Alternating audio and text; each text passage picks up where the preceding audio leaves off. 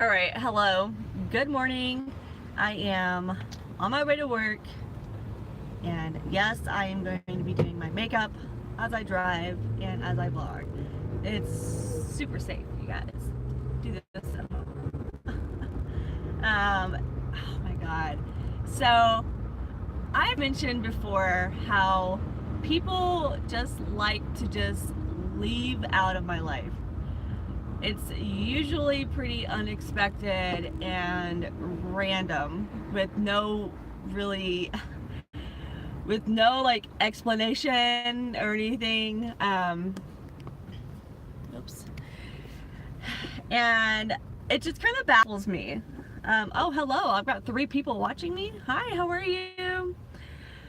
And I just wanted to share one that just kind of boggles my mind.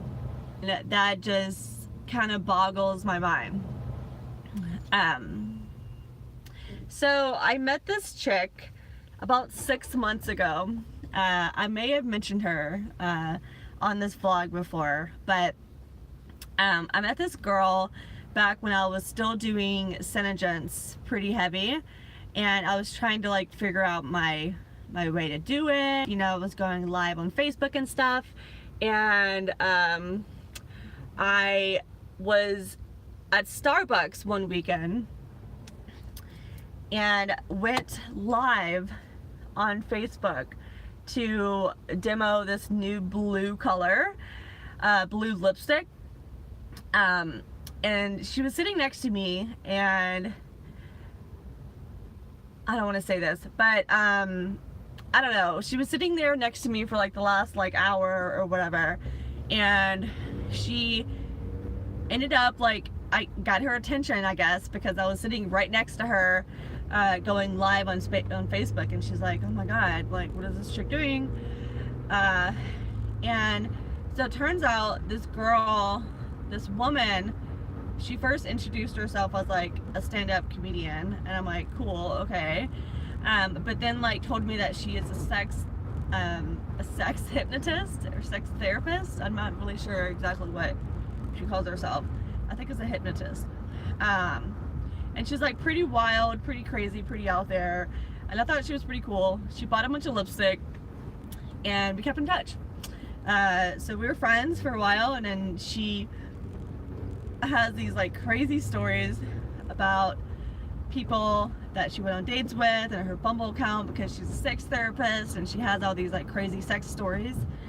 And she was interesting, I would just say that. And then she kind of got into this bodybuilding thing, and got like really into it, and I was like excited for her. We were like friends because we like went to Santa Cruz together and like hung out and stuff. And she was pretty cool.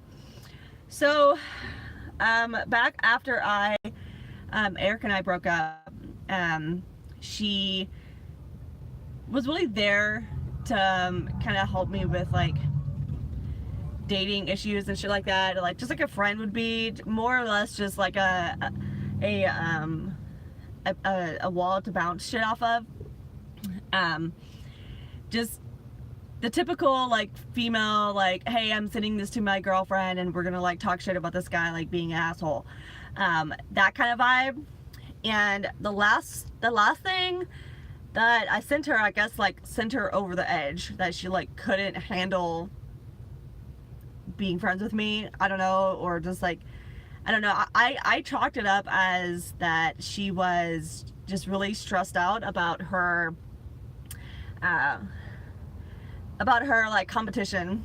And so I was like, you know what, whatever. Like, I just said like, I think I sent a like screenshot of what this guy was telling me back after my birthday, and she was like, oh my god, she basically was saying, girl, you have too much drama, I can't handle this shit. I got so much other stuff going on in my life. And I'm like, okay, this is kind of random, but whatever. I didn't take offense to it. I just said, hey, have a happy Monday. Whatever. And I just kind of like let things go, and then didn't hear from her for like 2 months. And she had like a couple body competitions, bodybuilder competitions, and I'm like commenting on her photos, and like never heard back, and it was just like, okay, that's kind of weird, whatever. Like, this girl will text me every single day, and like talk to me every single day, and like I don't know, it was just so weird that she just kind of like went out the radar. But she was kind of getting like a little whack with the body competition, to be honest. So a couple days ago, 2 days ago, she sent me a text message. It was after my date. So 2 days ago, after my date, I guess maybe she saw my YouTube video about my live after my date video, which, if that's true, then like she's probably subscribed to me, unless she blocked me or unsubscribed from me on my YouTube channel as well. If you're here, hello, I hope you're doing well. But I wanted to share what she said to me, because I felt like that was really, you just don't say this shit to people, especially when they're dealing with mental health, and you know, and open and honest about like their depression, and it's just really shitty for you to like take a low jab. So she said, hey, or something like that, and I was like, oh, hey, what's up? And I guess I was kind of catty, and I'm like, bitch, it's been 2 months, like, hello. I was kind of joking too. I'm like, well, what the fuck? Hey, it's been 2 months, like, what's up? And she came back and said, you're on antidepressants and you're drunk. Come with me to eat dinner with her co-founder or whatever. I don't even know his name, but he's weird. And she knows that I think he's weird, and she even thinks that he's weird too, because she's told me that he's weird, and like his wife and him are like in love with her and want to have a threesome or like a tri relationship. It's very weird, and I don't want to be around that guy. I think he's weird.